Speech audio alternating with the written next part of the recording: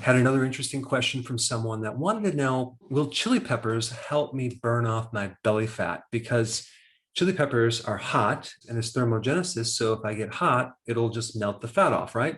Now, that's not exactly how it works. I mean, you can take fat in a solid form and melt it with heat, but by consuming certain foods that generate more heat, it's not going to melt your fat off, okay? However, there's some interesting studies that I'm going to talk about relating to chili peppers, but specifically the ingredient capsaicin to help you lose weight. Well, at least in my studies. So if you have a pet gerbil or a mouse and they're becoming overweight, this video is for you. Now, capsaicin, the active ingredient in chili peppers, is usually used to decrease pain and inflammation. It's used topically in certain creams. A lot of people who have rheumatoid arthritis use it with pretty good success because it reduces something called substance P, which has everything to do with pain communications through the body. And capsaicin is also very anti-cancer, and it has many other properties. It's an anti-inflammatory. It's a very powerful antioxidant. But there's a very interesting study that's related to fat loss that I want to talk about.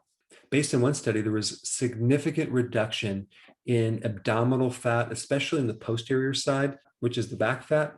There was also significant improvement in appetite.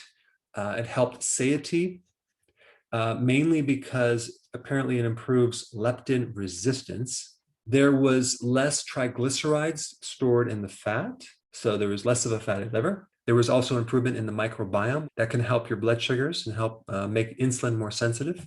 And there was also suppression of the accumulation of body fat. Now, before you start to run and start getting this product or start putting chili pepper on all your food, realize that if your carbohydrates are too high, this is not going to work.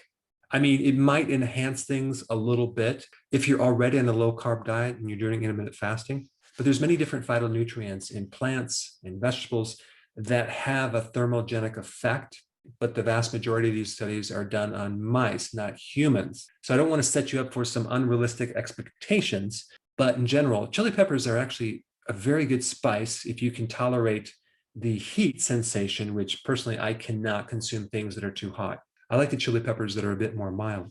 But go ahead and comment down below and tell me if you can tolerate chili peppers or other peppers and what your experiences are in consuming them.